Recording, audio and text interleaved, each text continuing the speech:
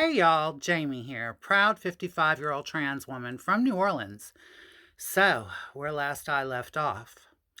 Well, me and my new boyfriend, Mickey, when I had just turned 20 years old and had just laid my best friend to rest, and he and I were carrying on with our relationship, and sexually, I had discovered that Mickey did not like me to hide what I had downstairs.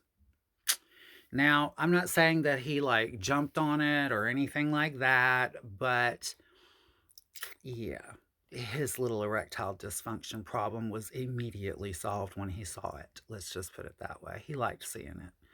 And then, look, there's no shame in that. It is what it is, y'all.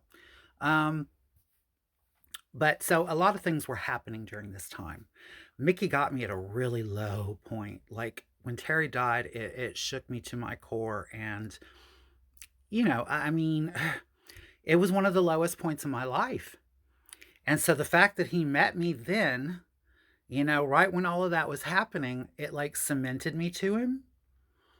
And then I was scared to death to lose him because, my sister had kind of gone on to do her thing when me and him started hooking up. And she had left, the apartment and moved on and moved somewhere else, and it just, I felt glued to him. And so a lot of people have been asking me if Terry got justice. Y'all, I was dealing with the homicide detectives in New Orleans at the time, right immediately after her death. I was dealing with the homicide detectives and I told them what I knew. I told them about him kicking her down, well, not kicking her, but throwing her down the flight of stairs above Big Daddy's on Bourbon Street. I told them that she told me what happened, that we had gone shopping the next day, and that she had gotten sick and how I took care of her. I told them everything. And, they were like, well, the problem with that is that you weren't there to see him push her down the stairs. And since you didn't personally see him push her down the stairs and nobody else did, it's going to be very hard for us to prove this case. I'm like, okay. Came out of her own mouth before she went into a coma, but that's just hearsay? Okay. I was furious. I was furious. And during this time, Mickey and I bonded by. Mickey told me that before me, he had been with a cis girl and that they had had a little baby girl together and that they were in a really, really bad car accident and that his girlfriend and their baby died in the crash. I cried with him over it. We bonded over it. It's what kind of sealed me to him. And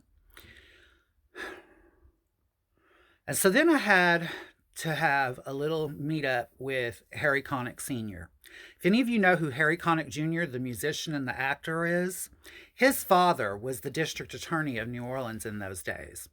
And when I spoke with Mr. Harry Connick Sr., who is a complete asshole, his exact words were to me, this was what settled what happened with Sean, y'all.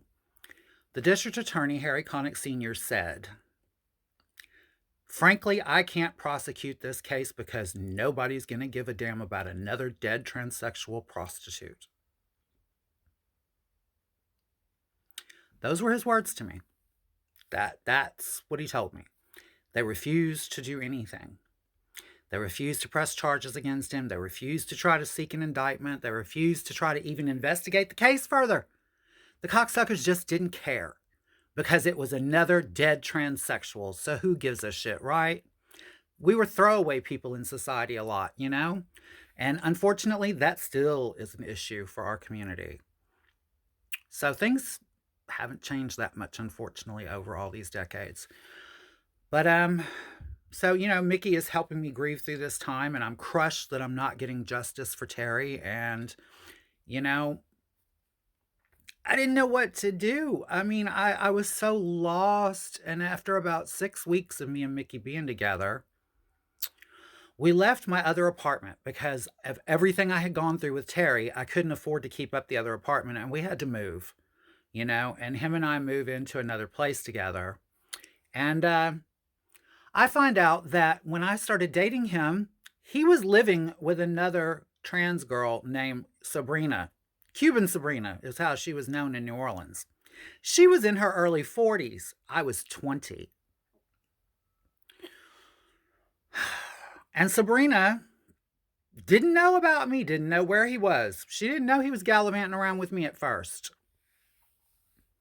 Now, I've been in this boat before, okay, where I've been between too many times. You know, Bob Jackson, Walker, if y'all have been around for a while, this is not new to me. And when I found out that he had done it too, oh, I was furious. I was so furious. And then one night I went into the bar at the Roundup, and somebody else tells me that story about the old lady and the baby girl dying in the car crash. Fucking fake. A lie. He lied to me about it. He lied to me about having an old lady with a baby girl dying in a car crash to bond with me over my best friend being killed. And if y'all want to know how I responded when I found out it was a lie, child, y'all know the routine. Be here tomorrow and I will too. I love you all. I love you all for watching, and I love you for the comments, and I will talk to you later. Bye-bye.